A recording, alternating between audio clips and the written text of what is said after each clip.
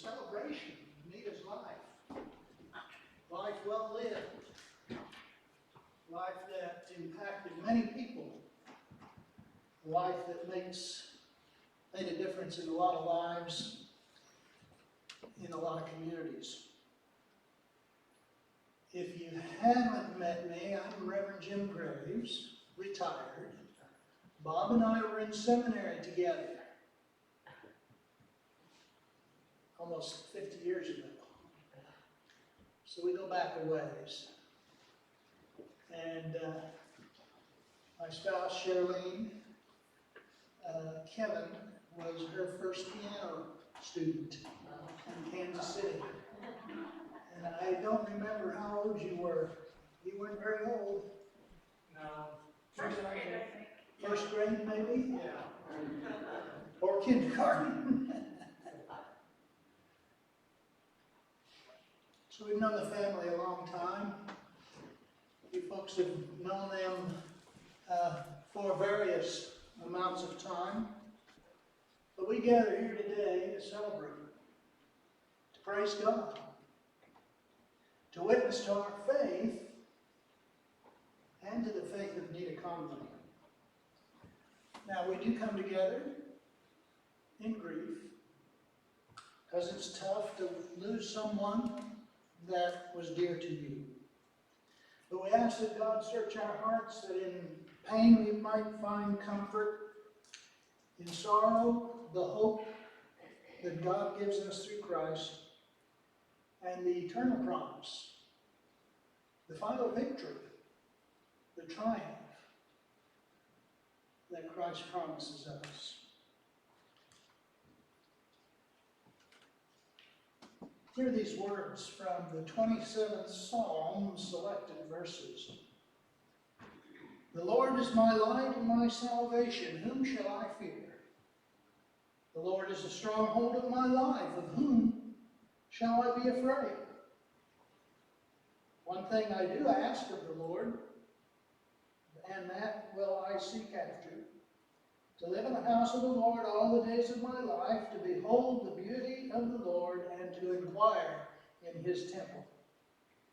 For he will hide me in his shelter in the days of trouble. He will conceal me under the cover of his tent, and he will set me high on a rock. I believe that I shall see the goodness of the Lord in the land of the living. Wait for the Lord. Be strong. Let your heart take courage. Wait for the Lord.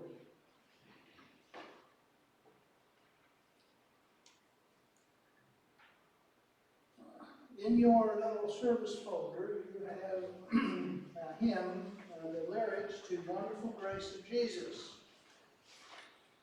Now, how many of you have sung this before? Okay, well, you'll have to lead out because it's a tricky song, and I need a service folder up here.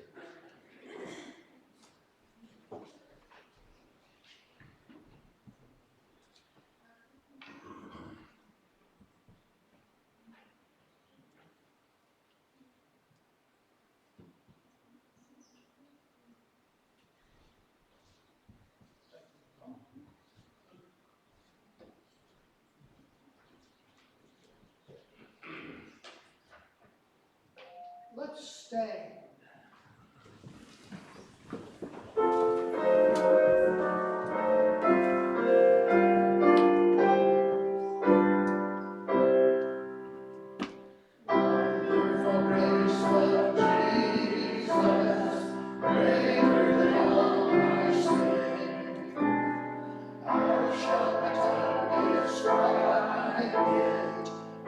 Shall this praise begin?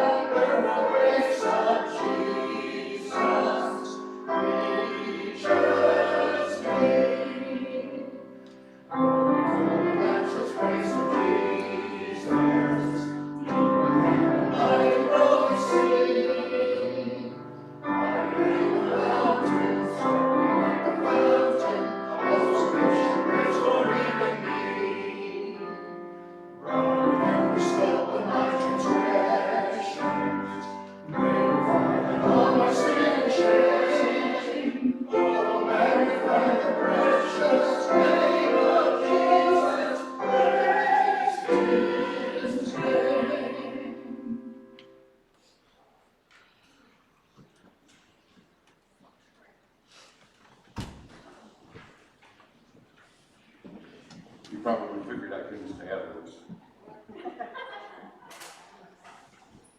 I have a question to ask Nita. Did we do that okay, Nita? That was one of her favorite songs, and she never could understand why it wasn't in the Methodist hymnal.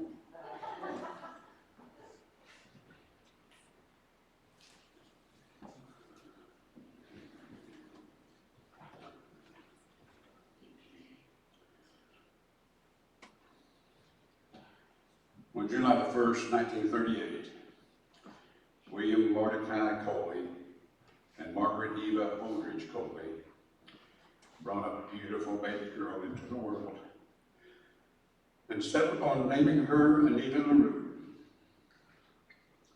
Anneta loved the house she was raised in, the block house that her father had built when she was just a few months old. She grew up in a close-knit community of De Leon, Texas, where often as a young girl she was offered a quarter for a lock of her long blonde curls. She got the quarters, they never did take the curls. Later during high school, she had many girlfriends and played the piano and organ at the church youth group and for several of her friends' weddings. When she graduated from De Leon High School in 1956, she had already decided to attend Tarleton State College in Stephenville, Texas, just a few miles from her home. She majored in business and came to be known as Nita. Being a Methodist all her life, Nita became involved with the Wesley Foundation, which became her home away from home for 2 years. She was part of a small group that included a student from Alvarado, Texas named Robert Conway. Robert had planned to attend Texas A&M after Tarleton, but felt a calling into the ministry during his second year, and this led him to change his major from general agriculture to Christian education and enroll in Texas Wesleyan, where Nita had already planned to go following her 2 years at Tarleton. Two had dated some in Tarleton, and their relationship grew at Wesleyan. It was during their second year, Robert began his marriage proposal to Nita with, "You would make a great preacher's wife," to which Nita immediately replied, "For one certain preacher," which answered Robert's question before he was able to formally ask. They married July the 3rd, 1960. Nita had received her bachelor's degree just a few months prior to their marriage, beginning her life as a minister's wife and teacher, while serving the Blum and Rio Vista Methodist churches together with Robert. Nita also taught high school business and typing at Grandview High School that first year. Although she loved teaching, Nita thought of herself as a minister's wife first, seeing it as her calling as much as it was Robert's. She would go on to use her incredible ability to recall the names and circumstances of each member and her immeasurable loving spirit to fulfill this calling for the next 60 years. The next church appointment was in Tolar, Texas, where the ministry continued and Nita began her third focus in life, motherhood. She gave birth to their first child on August the 18th, 1961. And it was Nita really who chose the unusual name of Selah, which was taken from the book of Psalms, for their daughter, Selah Krista. A third appointment in Fort Worth was followed by a fourth, which was a 3-church charge near Waco. Pregnant with her second child and concerned about the time and travel, Nita took Selah and stayed with Robert's parents to be closer to the doctor and the hospital in Alvarado, where Kevin Noah was born on December the 19th, 1964. The family moved to Burton, Kansas, 10 months after Kevin was born, when they received an appointment in the Kansas West Conference. Many Texas relatives believed they would soon return, but during this appointment, Anneta and Robert realized that they had found a home in Kansas. Anneta prepared to teach again by obtaining her Kansas teaching certificate after doing postgraduate work at McPherson College. Then after serving in Burton for 5 years, the family moved to Kansas City, Kansas, and Anneta resumed teaching at Washington High School, while Robert pursued his master's degree at St. Paul's School of Theology. Anneta taught business courses to juniors and seniors from 7 a.m. in the morning till noon, while the school was on split sessions during a construction strike, and spent weekends serving their 6th appointment 90 miles away in Bellevue, Kansas. A 7th appointment in 1993, Mullinville United Methodist Church in southwest Kansas came after Robert completed his degree. The family would spend 6 years there, Anneta teaching at the high school for most of them. Anneta treasured how involved the family was in this small community centered around church and school. But with Sheila graduation from high school and Kevin from grade school, it was an appropriate time for Robert and Anneta to accept an 8th appointment in South Hutchinson, Kansas. That was in 1979. Having basically lost sight in one eye toward the end of her time in Mullinville, Anneta didn't continue her teaching career in South Hutchinson. Her life had changed with Sheila living away from home and college, and Kevin active in high school. But she loved keeping up with Kevin's school events and enjoyed singing in the accomplished choir.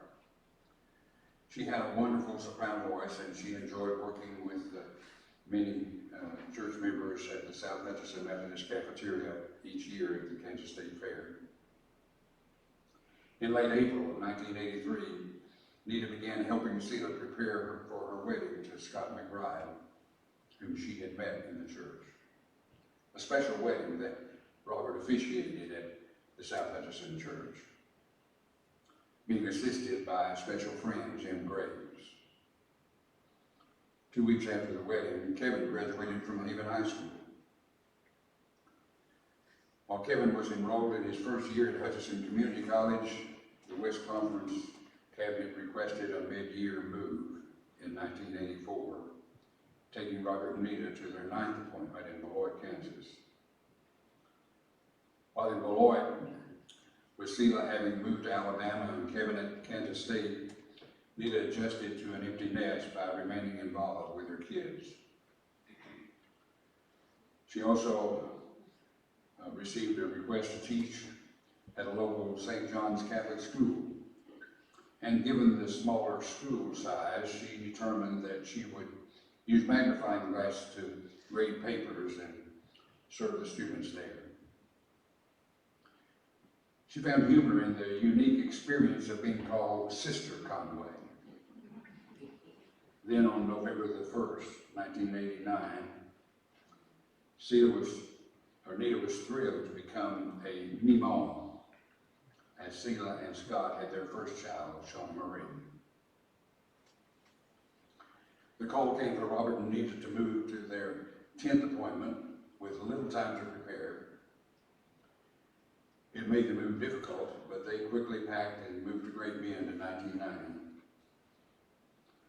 During the following 3 years there, Anneta enjoyed the fellowship of a group who ate Sunday lunch together each week, experienced the joy of her second grandchild, Skylar Wayne, born July the 3rd, 1991, and saw Robert officiated the wedding of Kevin and Brenda Crick in August of 1991. But Anneta's mother's health was failing, and she had to be placed in Canterbury Villa in De Leon.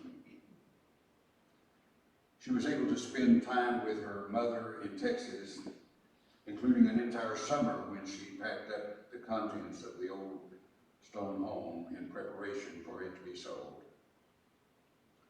Anneta was very relieved when one of her high school teachers, who would love it as much as she did, bought it. Nita and Robert brought her mother to Great Bend, where Nita cared for her each day while at the nursing home before she passed away. The 11th appointment was to University United Methodist Church in Salina in 1993.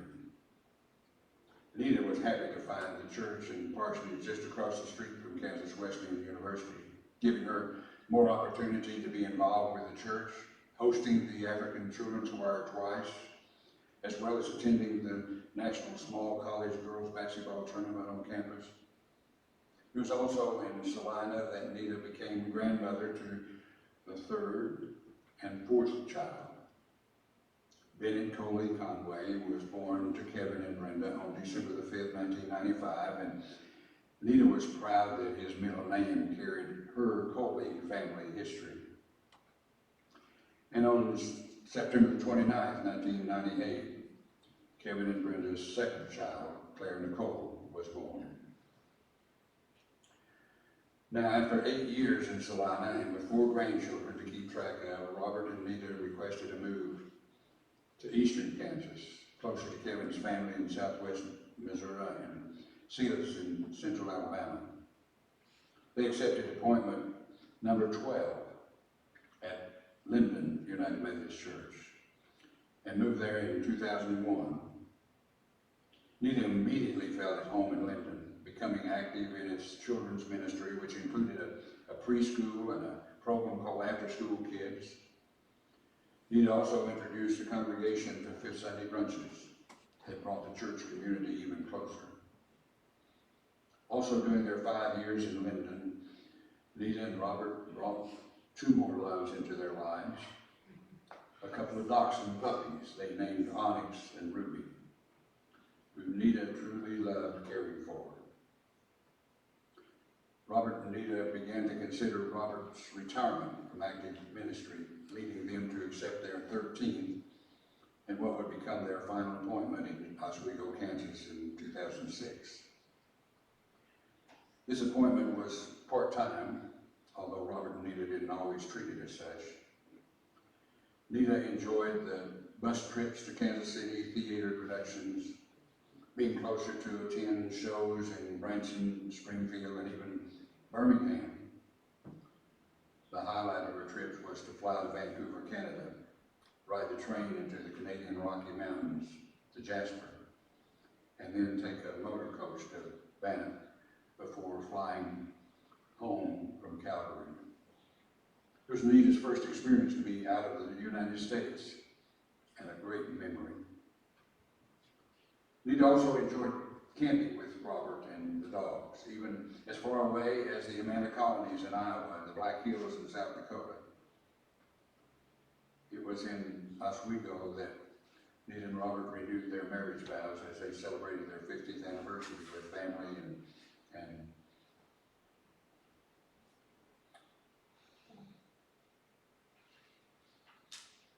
the 11th appointment was to University United Methodist Church in Salina.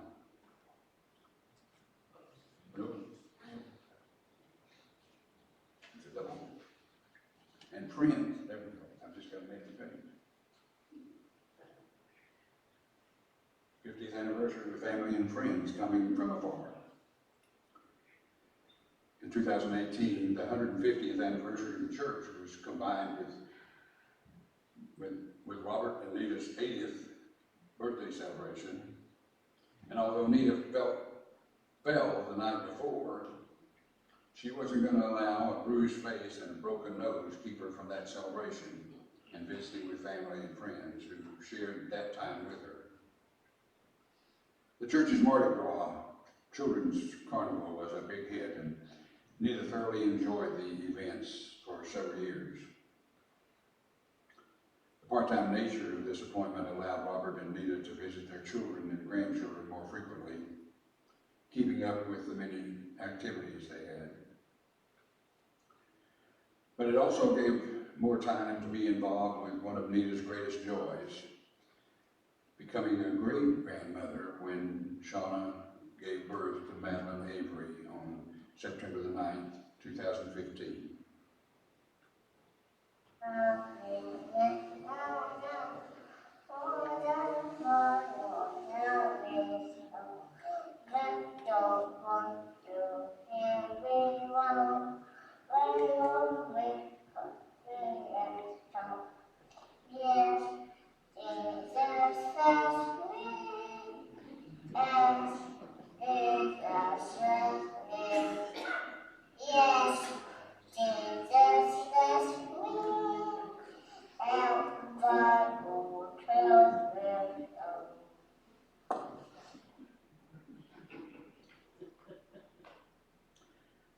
but due to the effects of diabetes and a significant reduction in Nita's mobility, it caused a downward trend in her overall health. Therapy yielded little improvement, but Nita would continue efforts to remain mobile and attended family events, despite becoming more and more fearful of falling. Then, as the COVID pandemic prompted recommendations to limit travel and contact with others, Nita became even less mobile, but was able to go camping again to celebrate their 60th wedding anniversary with the family in Arkansas. As she became less mobile, she suffered a fall at the parsonage, resulting in a broken arm. She was admitted to Levette Health, a hospital in nearby Parsons, where the broken arm was mended, but other health issues were found. She was then moved to a rehabilitation center in Arma, Kansas, and while in Arma, the pandemic protocol prohibited visitors, even Robert. He would come to visit outside Nita's room window and communicate by phone. But it was then that he noticed her appearing extremely weak. Then on January the 20th, 2021, Nita was taken to the hospital in Pittsburgh, where she was eventually admitted to the intensive care unit. Graciously, despite COVID-19, Robert was able to spend time speaking with Nita before her physical body was no longer able to support her life on earth. Her Savior mercifully came for her that evening as she was surrounded by Robert and other family members. Nita loved bluebonnets and has for a long time requested that she be cremated and the ashes thrown among the bluebonnet fields in Texas. And we plan to do that.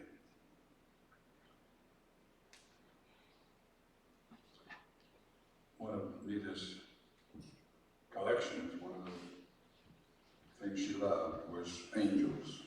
And as you came in, you probably saw a lot of angels.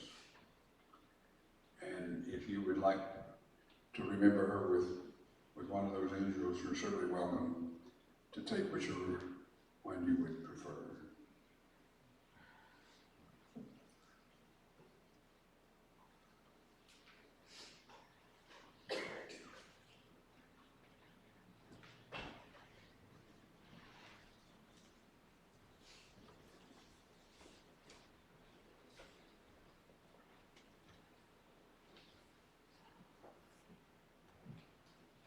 We're going to have some time for personal reflections from family and friends.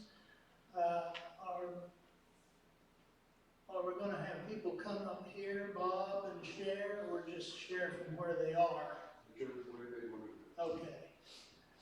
So let's take a few minutes here to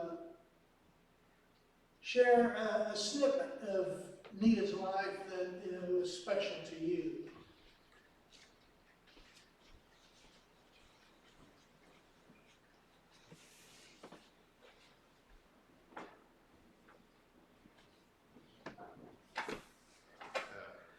Hello, I'm Skylar Brown, our grandson on Sealy side.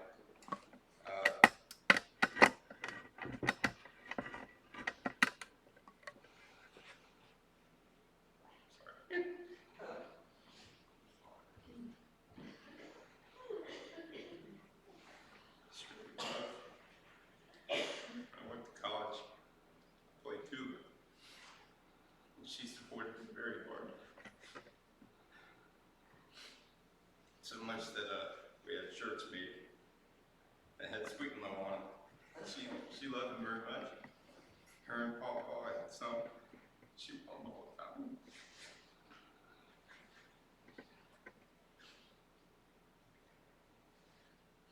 She'd always tell me about it, whenever she'd wear them. She'd watch me on TV. She'd root for her team. But she really loved it. I played tuba. She tried to get me to play short, sweet, but she really supported me in that. She supported me in college. Came down to sauce and games, but she worked really hard to express that love of that. And she loved that I'm now a wife and man too. That's a little bit.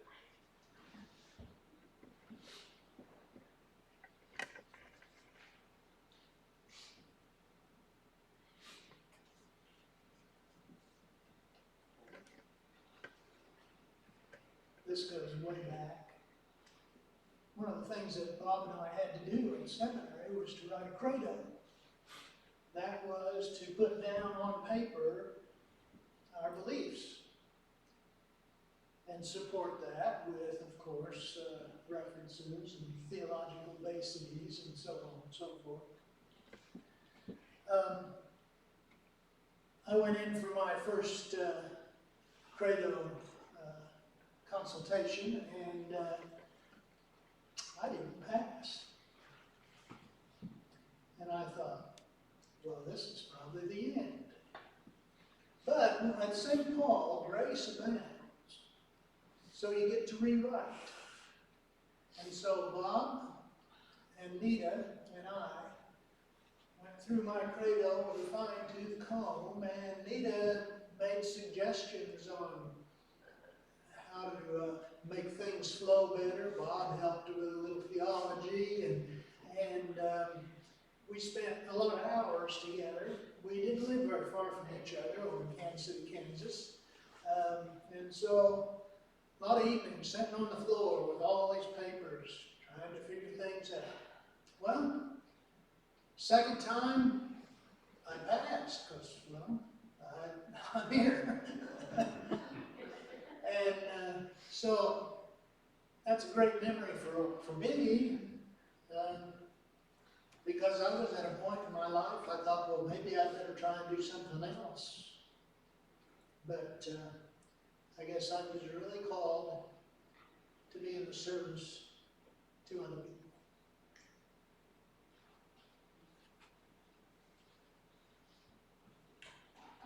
Seeing the little butterflies on the table reminds me of a trip that Lisa, our youngest daughter, and I made. We stopped through on our way to Fayetteville, Arkansas. And we went on a tour. As I remember, Robert and Nita were driving in their vehicle, and Lisa and I were in our vehicle, and we had them on the phone, on speakerphone, and Nita is keeping up a running commentary the whole time we're driving. We had to stop by, is it Girard, where the pickup truck that Mater was fashioned after. We went to see that. And we went by the hardware store where they sold these little butterflies, and I don't have any idea where that was. Because she thought that Meredith, Lisa's daughter, would like the butterflies. So we stopped there, and the whole time Nita had so many stories, and she could tell stories for hours. A lot of times people you had no idea who were, but lots of stories. And then we went on over, I think, to Joplin and had lunch, and it was a wonderful day, but I was reminded of that.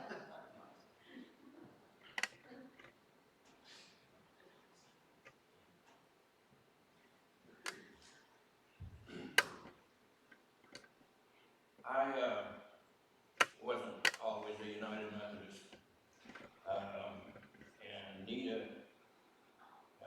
probably, as well as pastor, Nita's probably a big reason when they came to Linden. We're from the Linden Church. When they came to Linden, I got up one morning and Mary said, "Oh, by the way, I volunteered you to help unload the trailer for Pastor Nita." Okay. So I get over there, and Mary said, "Don't let Pastor lift anything," because he'd had some few minor medical issues. But well, I'm not gonna second guess a pastor. I hadn't been to church a lot, but I knew better than that. And the next thing I know, we're unloading. Nita's out there bringing sandwiches and lemonade and cookies, and they had just got there. She was in there cooking already. She was probably the most caring and giving person I've ever met, let alone a pastor's wife. If you'd have came in the church, you'd have never known she was a pastor's wife. She worked harder than anybody in there.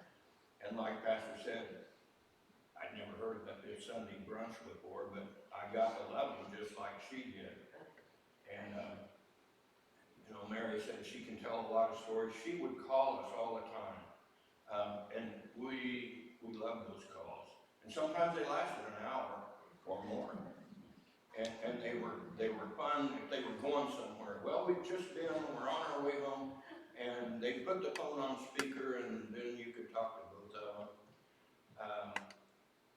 I never met a lady that just told the stories that she did. And I don't even think she realized that you probably didn't know those people. And the one thing I remember is they had went to Springfield and went down to Branson, and Pastor, and this was while they were still in London, and Pastor talked about going into this Carter, Peter Engler's shop, and Anneta loved that place. And so we got a couple things from there, both as individuals. Mary and I, in the church, we bought a carving or two for them. And I don't know, Pastor, how I got started with the Santas, but they were a hand, at that time Mr. Engler was still living, and he hand carved these Santas and as an ornament on the tree. And he'd always put a saying in with them, and I got started buying those, and Nita would call when that came in the mail. And it caught me off guard the first year or two, because she'd say, well, Santa came today. And I thought she meant maybe Kevin and Brenda were up and they'd done, early Christmas. But since they were down here, but Pastor and Nita always came out to our place for holidays. Easter, Christmas, Thanksgiving. The kids lived so far away that they didn't always get to go there or them come here. And that's how we got to be family with them. And Nita would bring, half of a buffet when she came out. But they'd always come in. She liked coming to the farm. We're the ones that have Red Angus cows. And Red Angus cows soon became Nita's favorite. And she would drag those up everywhere she went. And I think Pastor kind of liked them too. She loved her family. Never seen the like. Never seen the like of it. What she felt about you. We hear stories about you kids ever since we've known them.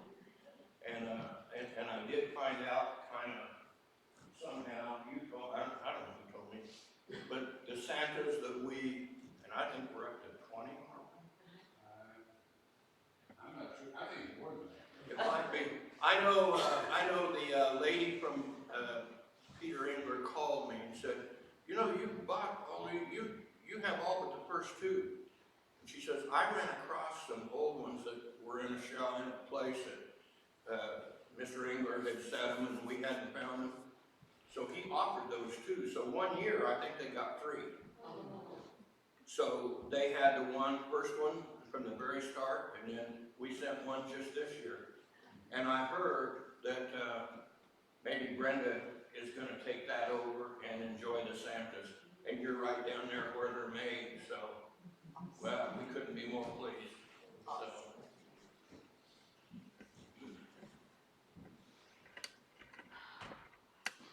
I'm going to try.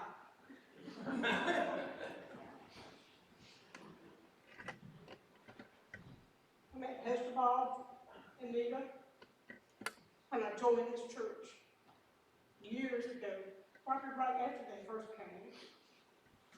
And that time we married my daughter, baptized 2 of my 3 granddaughters.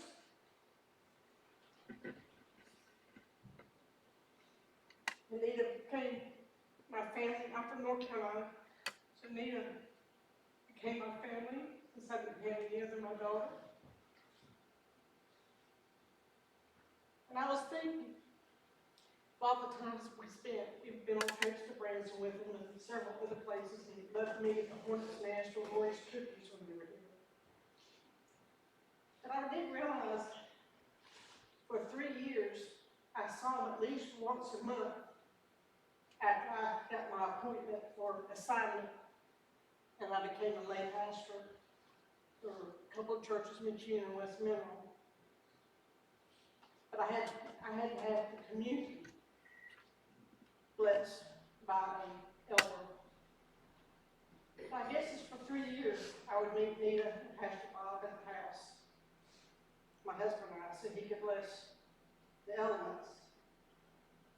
And then as I went to licensing school and got to be able to bless the elements myself.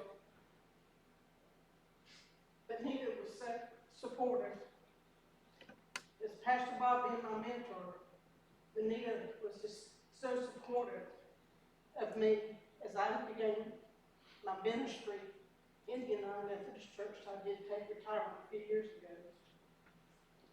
But she wasn't just a pastor's wife or a friend, but because I had no family here, she did become my family for Bell White.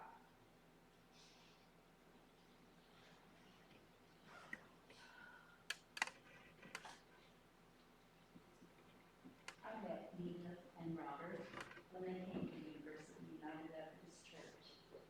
Nita extended her hand to me, and through the years, she touched my heart. She was the epitome of kindness, gentility, understanding. When I wept, she wept with me. And when I laughed, she laughed with me. She shared my joys. I want you all, when you go home or leave here, to take your Bible out and read Colossians 3, verse 12. That is Nita. And in that one verse, it tells us how to live as Christians. And she was the epitome of that verse. I'll cherish your memories.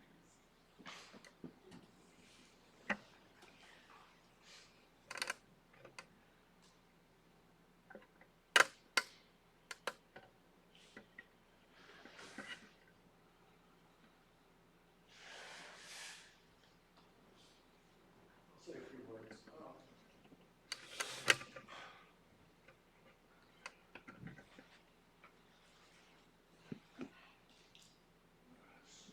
So a lifetime. I can't really pinpoint just when times. Yeah, I remember her calling me home. And maybe I'll tell you, or any number of times, but just instances that are just fading memories. But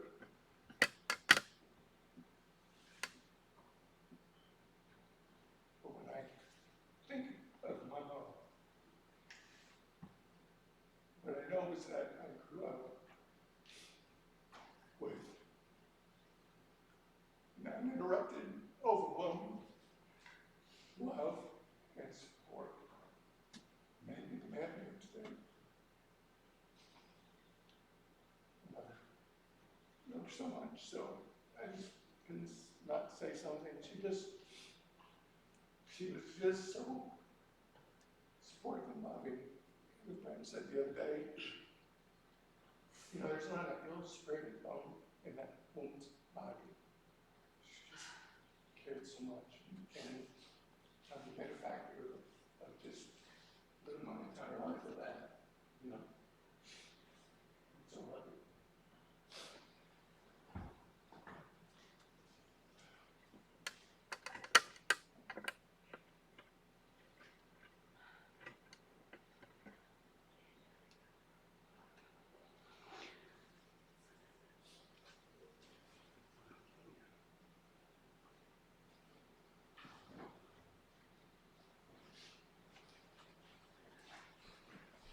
Romans 8th chapter, the last few verses, says that nothing, no death, no life, no principalities, no things present, no things to come will ever come between the love of Christ and you and I. The love that has been shared in the remarks about Anneta bears that out. That love conquers all things. We celebrate in that. We celebrate a transition from an earthly existence to a spiritual existence, to life eternal. In the bouquet that we have here, we have some palms, we have some bluebells. The palms, Bob and I talked a little bit. He shared this idea, and I did some research on the palms. Palms are mentioned many, many times in both the Old and the New Testament. And the context in which they are mentioned almost always had to do with either triumph, victory, blessing of some nature. Now, we look at palm branches and most often on Palm Sunday. As a retired pastor, one of the first things I realized when I didn't serve a church any longer was I wasn't going to have to be in charge of getting the palm leaves for Palm Sunday. And then I didn't have to worry about the lilies for Easter Sunday. All of those things, though, are symbols of a transition. And although we think of the palms being laid down for Christ as he entered Jerusalem in that triumphant parade, I think we need to understand that Anneta's walking on some palms now.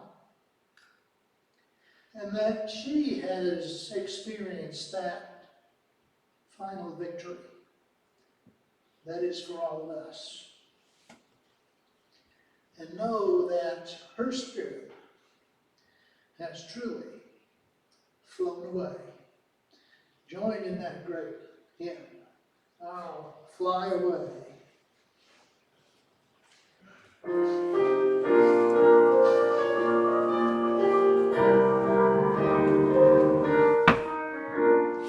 Some bright morning when this life is o'er, I'll fly away. And back home on God's distant shore, I'll fly away. I'll fly away, oh Lord.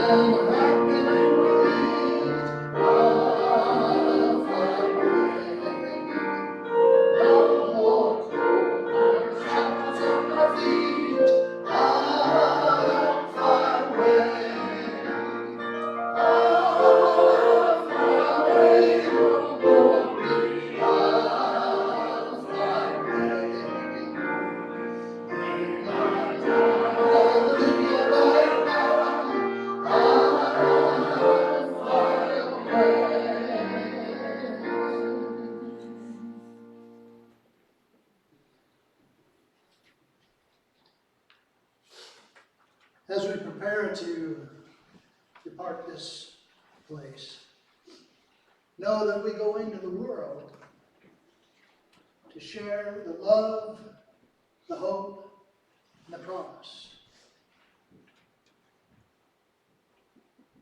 The love of Christ,